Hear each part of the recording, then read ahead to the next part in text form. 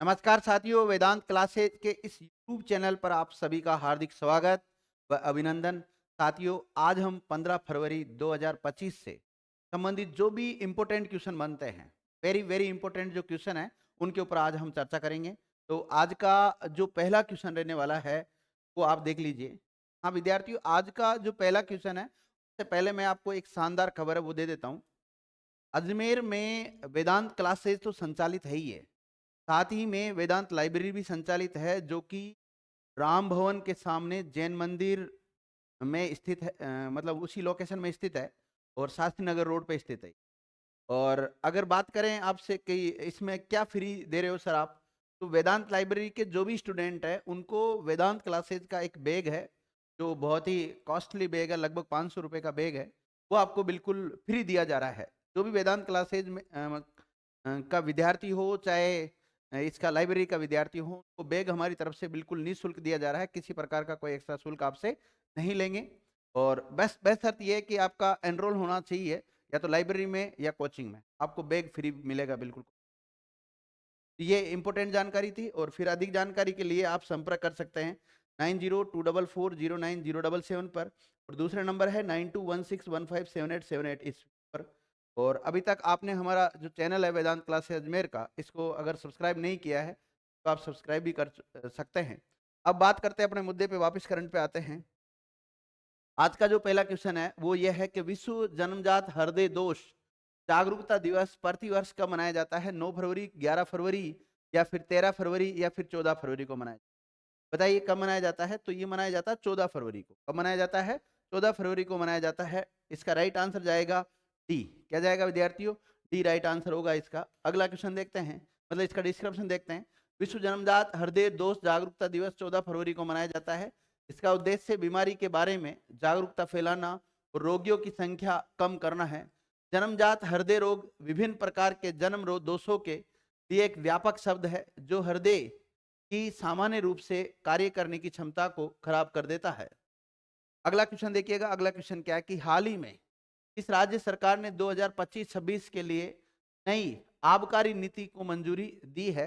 तो उस स्टेट का नाम बताना। आपको चार विकल्प लिखे हुए हैं, यहाँ पे चार स्टेट के नाम लिखे हुए हैं: मध्य प्रदेश, उत्तर प्रदेश, महाराष्ट्र और केरला। तो राइट आंसर क्या जाएगा इसका विद्यार्थियों? उत्तर प्रदेश। क्या जाएगा? उत्तर प्रदेश, यूपी के द्वारा।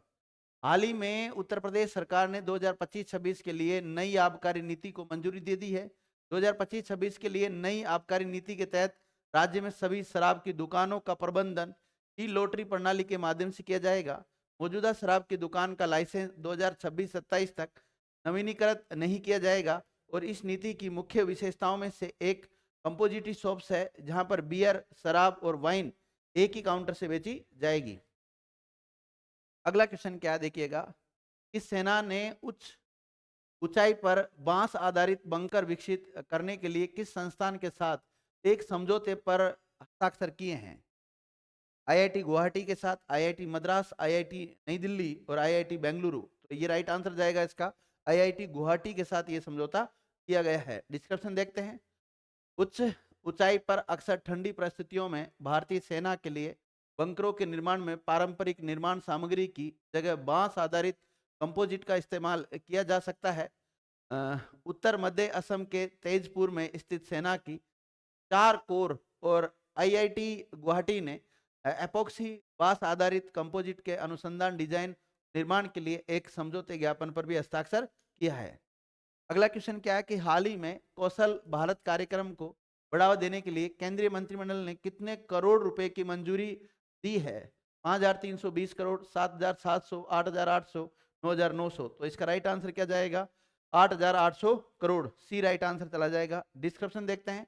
केंद्रीय मंत्रिमंडल के द्वारा 2022-23 में 2025-26 की अवधि के लिए 8,800 करोड़ रुपए की परिव्यय के साथ 2026 तक कौशल भारत कार्यक्रम की निरंतरता और पुनर्गठन मंजूरी दे दी है। और सरकार ने 3 घटकों, प्रधानमंत्री कौशल विकास योजना 4.0, प्रधानमंत्री राष्ट्रीय प्रशिक्षु प्रोत्साहन योजना और जन शिक्षण संस्थान योजना के समय केंद्रीय क्षेत्र योजना कौशल भारत कार्यक्रम के अंतर्गत शामिल कर दिया है। अगला क्वेश्चन क्या देखिए विद्यार्थियों। हाल ही में सरकार ने पिनाका रॉकेट सिस्टम के लिए कितने करोड़ से अधिक अनुबंधों पर हस्ताक्षर किया है? 2,000 करोड़, 5,000 करोड़, 7,000 करोड़ या फिर 10,000 करोड़? तो इसका राइट आंसर क्या जाएगा?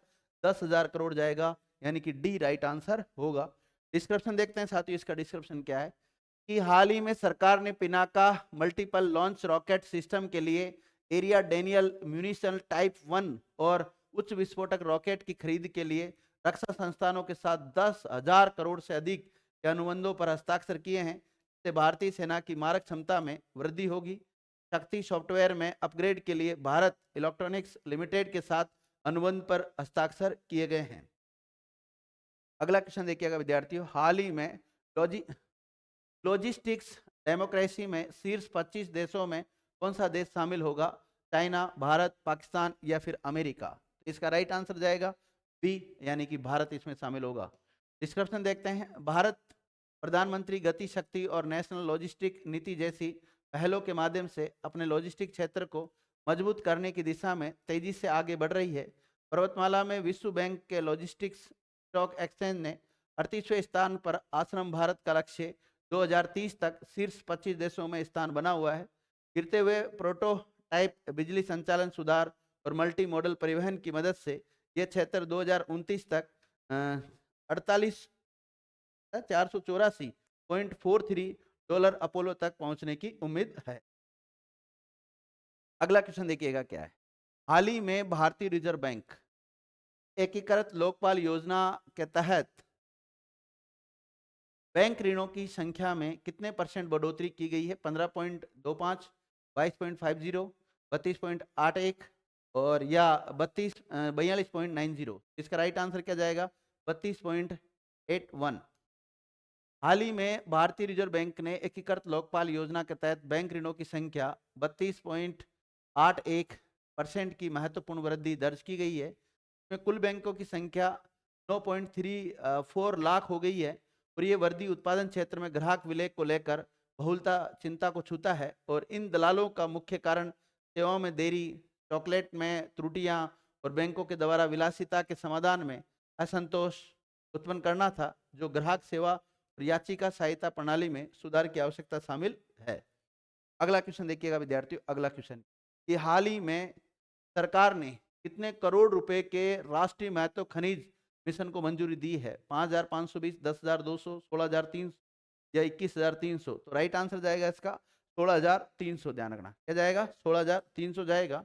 हाल ही में मर्चेंडाइज सेंट्रल ने नेशनल क्रिटिकल रोलर मिशन को मंजूरी दे दी है। इसमें 16,300 करोड़ रुपए का बजट रखा गया है। कितना रखा गया है? 16,300 का बजट रखा गया है। ये उन खनिजों की महत्वपूर्ण आवश्यकताओं को पूरा करने के लिए शुरू किया गया है जो प्रमुख प्रौद्योगिकियों और रक्षा उत्पादन के लिए आवश्यक है। इस मिशन का उद्देश्य आवश्यक खनिजों के घरेलू उत्पादन को प्राप्त करना, आयात पर कम करना और भारत के संसाधनों की सुरक्षा को मजबूत करना है। अगला क्वेश्चन देखिएगा, अगला क्वेश्चन कि हाल ही में ग्रामीण क्रिकेट लीग शुरू करने वाला भारत का पहला राज्य कौन सा बन गया है? सिक्किम, केरल, कर्नाटक या फिर बिहार? तो राइट आंसर क्या होगा इसका? बिहार होगा विद्यार्थियों, डी आंसर इसका चला जाएगा। डिस्क्रिप्शन देखिएगा, हाल ही में बिहार क्रिकेट संघ के अध्यक्ष राकेश तिवारी की अगुवाई में बिहार के सभी जिलों के प्रतिभाशाली खिलाड़ियों के लिए बिहार ग्रामीण लीग का आयोजन करने जा रहा है और इस लीग की खास बात यह है कि उन खिलाड़ियों के लिए है जिन्हें अभी तक जिला या राज्य स्तरीय टूर्नामेंट में खेलने का मौका नहीं मिला है। मतलब जिला और राज्य स्तर पर जो खेल चुके हैं उनको इसमें शामिल नहीं किया जाएगा। हाल ही में CII ने 2025-26 के लिए कितने % औसत वृद्धि का अनुमान लगाया है? 5, 7, 9 या 10%? तो 7% बी राइट आंसर होगा इसका। हाल ही में भारतीय उद्योग संगठन ने वित्तीय वर्ष 2025-26 में भारत के सकल घरेलू उत्पादन, सामान्यतः GDP कहते हैं, GDP 7% की वृद्धि का अनुमान लगाया है, जो निजी निवेश और रोजगार सर्जन में वृद्धि से प्रेरित होगा। और CII के एक अखिल भारतीय सर्वेक्षण के अनुसार 75% उत्तरदाताओं ने वर्तमान आर्थिक माहौल निजी निवेश के लिए अनुकूल माना है। इस प्रकार आज के ये टॉप 10 क्वेश्चन थे, ये कंप्लीट हो जाते हैं विद्यार्थियों। उम्मीद है आपको करंट की जीके पसंद आ रही होगी। थैंक यू विद्यार्थी।